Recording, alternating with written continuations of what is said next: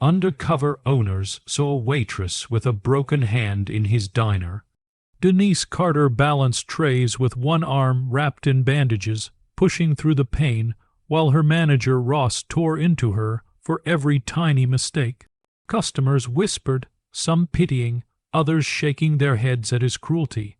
What no one knew was that her injury was an accident, and Ross was hiding something far darker. Watching from the corner booth, Harold, the undercover owner, realized things didn't add up. The deeper he dug, the more disturbing the truth became. Before we go any further, if this is your first time watching one of our videos, we'd love for you to hit that subscribe button. Your support means the world to us, and it helps us bring you even more powerful stories. Stick with us till the very end. And if the story moves you, drop your thoughts in the comments and share it with a friend. Now, let's begin. The diner smelled of burnt coffee and fried bacon that never quite left the air. Morning rush hour meant the counter buzzed with chatter. The hiss of the grill and the shuffle of plates stacked high. In the middle of it all was Denise Carter. She was hard to miss, not because she made a scene, but because she worked like three people rolled into one. Her hair tied back, apron already stained, she carried steaming mugs in her good hand while balancing plates against her hip. The other hand, her left, was wrapped in bandages that stretched to her wrist. Anyone watching closely could see the stiffness in her movements, the quick flinch whenever her fingers brushed something by mistake, but Denise smiled anyway. That was her shield. Behind the counter, the manager, Ross, leaned against the register, smirking as he barked orders. "Pick it up, Denise. Don't keep people waiting. You think this is a charity." His voice cut through the diner like a knife, loud enough for customers to hear. A few looked up, shaking their heads, whispering. At table 3, 2 women in business suits leaned closer, their voices low. "Poor thing. Look at her hand, she shouldn't even be working." "Yeah, but Ross, he never lets up, always on her case." "I don't know how she takes it." Denise heard them. She heard everything, the laughter, the pity, the digs Ross made. Every time she moved slower than usual, and yet she kept going because for her, quitting wasn't an option. Rent didn't wait, bills didn't care. By mid-morning, sweat had gathered at the back of her neck. Her good arm ached from carrying too much weight alone. She sat down and ordered a table 6, whispered a soft, "Enjoy your meal," and turned only to bump into Ross himself. The collision sent a glass of water spilling across his shirt. The diner went silent. Ross leaned in so close she could smell the sour coffee on his breath. "Clumsy again. You're just looking for excuses, aren't you?" A few customers shifted uncomfortably. Someone muttered, "Man, give her a break." But Ross ignored them, his eyes locked on Denise like a predator enjoying the hunt. She mumbled an apology, reached for a towel with her good hand, but he snatched it away. His lips curled into a grin only she could see, the kind that told her this wasn't about the spill. It was about control, and the worst part, she knew why. Weeks earlier, she had overheard Ross bragging about skimming money from the register. She hadn't meant to listen. She was just cleaning tables after closing when his voice carried through the thin office door. At first, she thought she heard wrong, but when she pressed her ear closer, every word confirmed it. Ross was stealing, and when he caught her outside that night, frozen in the hallway, she remembered the flash of anger in his eyes, the way his hand shot out and twisted her wrist until something cracked. Pain had dropped her to her knees, but Ross only sneered. "Clumsy, huh? Better keep it that way. One word about what you heard, and you won't just lose your job." Now, with her hand bound and useless, she was the one being marked as incompetent. By the end of her shift, Denise's body was trembling from exhaustion. She leaned against the back counter, whispering a quiet prayer that no one heard. She didn't know it yet, but someone had been watching her every move. Someone she thought was just another customer grabbing a cheap meal. And that quiet gaze was about to change everything.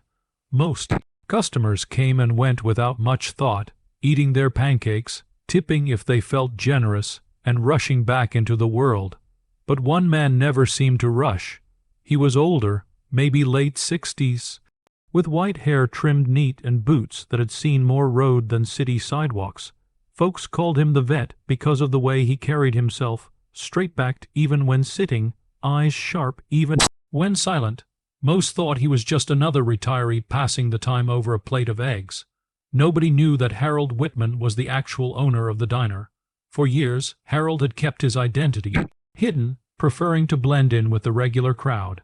He believed you saw the truth when people thought no one important was looking. That morning, Harold stirred his coffee slowly, his gaze fixed on Denise. He'd been watching her for weeks now, always working harder than the others, always the one Ross targeted. But today, with her hand bound in thick bandages, it was different. Every trig she carried looked like it might slip at any second. Every smile seemed carved out of pain. At the next booth, two young men whispered loud enough for Harold to catch. "Man, that manager's got it out for her. Yeah, I've seen the others slack off plenty, but he never says a word to them, just her." Harold's jaw tightened. He had run businesses long enough to recognize bias when he saw it. Cruelty. Ross strutted past Harold's table then, laughing at something on his phone. When Denise asked for help carrying a heavy stack of dishes, Ross didn't even glance at her. Instead, he muttered, "Use both hands." "Oh, wait, you can't." His chuckle cut through the diner like nails on glass. Harold didn't move. He didn't react, but inside, his blood simmered.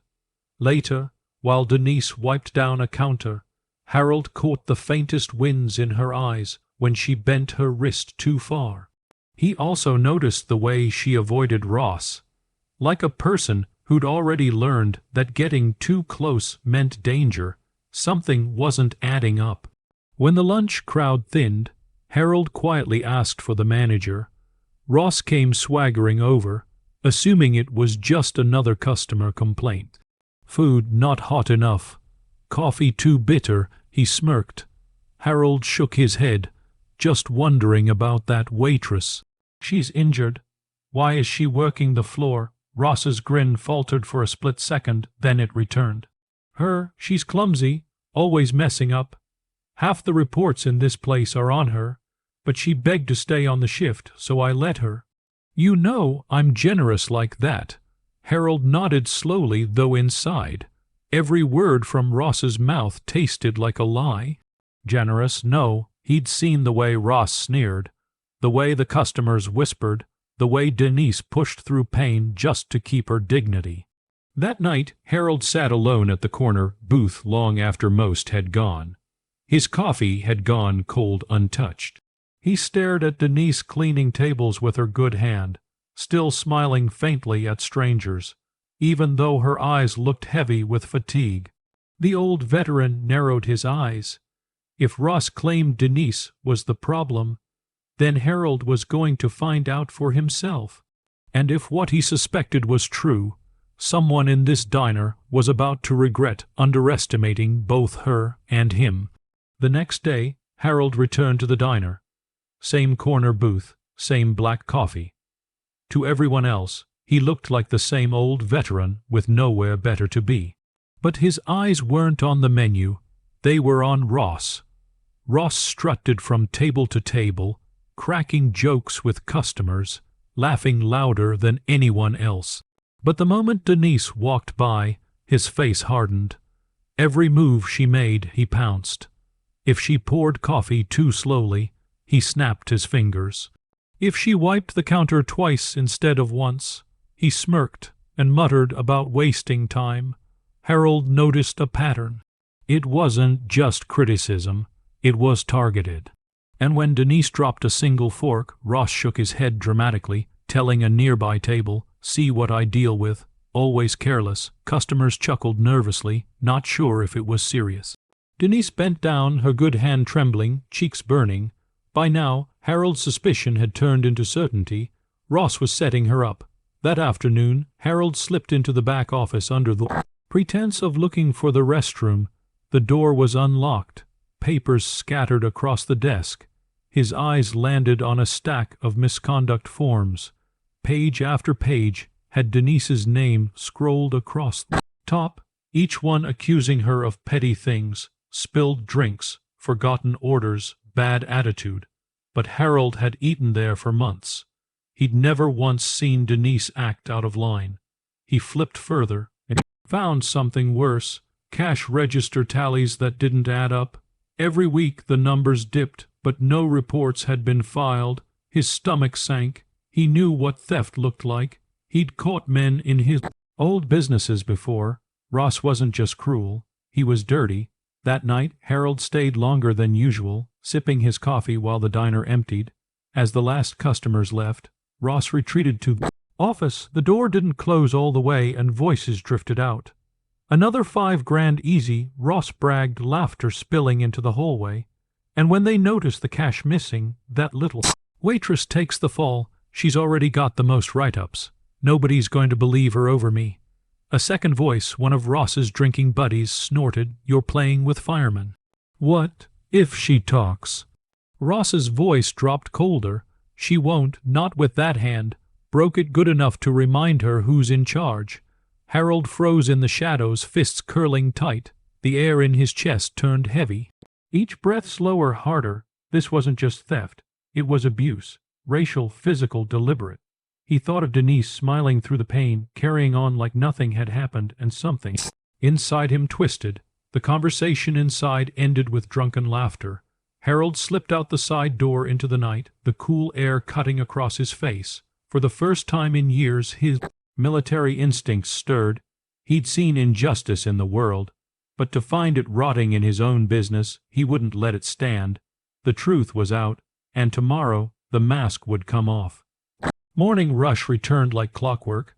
Coffee pots hissing, forks clinking, voices rising and falling across the diner. Denise moved between tables, her wrapped hand stiff against her apron. To most, she looked like just another tired worker pushing through the pain. To Harold, she looked like someone carrying a weight far heavier than dishes. But today wasn't going to be just another day. Harold entered quietly, same boots, same denim jacket, but this time his shoulders squared differently. He wasn't here as a customer. He was here as the owner. Ross was by the counter laughing too loudly, joking with two waitresses who rolled their eyes when his back turned. The second he saw Harold, his grin faltered. "You again, back for the eggs." Harold didn't answer. Instead, he walked to the middle of the diner and tapped his spoon gently against his coffee cup. The soft metallic ring drew curious looks from every booth. Conversations quieted. Forks paused. Denise froze mid-step, her eyes darting toward him. "Morning, everyone," Harold began, his voice calm but firm. "I think it's time you all know who I really am." Ross chuckled nervously. "What? You're writing a book or something?" Harold's gaze locked on him. "No, I own this diner." The room went dead silent. A fork clattered onto a plate. Denise's eyes widened, her lips parting in shock. For years, nobody knew the old man. At the corner booth was the one signing their paychecks. Ross barked out a laugh, though his face had drained pale. You're joking." Harold pulled a folder from under his jacket and placed it on the counter. Pages spilled out. Misconduct reports, financial sheets, photocopic register logs. "I've watched long enough. I know what you've been doing, Ross. Every false report you filed against Denise, every dollar you skimmed from the register, and I know what you did to her hand." Gasps rippled through the diner. Customers turned in their seats. The two women from the business table whispered, I knew it. I knew he was dirty." Ross stammered, his voice cracking. This is ridiculous. You can't prove." Before he could finish, two uniformed officers walked through the door. Harold had called them that morning. Their presence alone silenced the room. Ross' bravado shattered. "Wait, you can't. This isn't." But the cuffs snapped around his wrists before he could finish. The diner erupted in murmurs as Ross was led out. His protests drowned beneath the clink of chains. Denise stood frozen, her good hand pressed against her chest. For once, Ross wasn't looming over her. For once the weight of blame had shifted. Harold turned to her, his voice softer now. "You've carried this place on your back while others lied about you. You kept it running. From today forward, you're not just a waitress. You're the new floor supervisor." Denise blinked, tears pooling in her eyes. The bandage on her hand trembled as she pressed it against her lips, a muffled sob escaping around her. Customers clapped, some quietly, some loud enough to echo, and for the first time in years, Denise straightened her shoulders, not as the woman people pitied, but as someone finally seen for who she truly was. Outside, Ross's shouts faded as the police car pulled away. Inside, the diner smelled the same, burnt coffee and grease, but the air felt different, lighter, cleaner. Harold sat back at his usual booth, coffee in hand. But this time he wasn't just watching. He was smiling because justice had finally been served. Never underestimate the quiet strength of those who keep showing up, even when the world tries to break them. Denise's story proves that truth always wins, and justice always finds the guilty. If you believe stories like this should be told, hit that subscribe button, share this video with someone who needs to hear it, and drop a comment below because your voice matters too.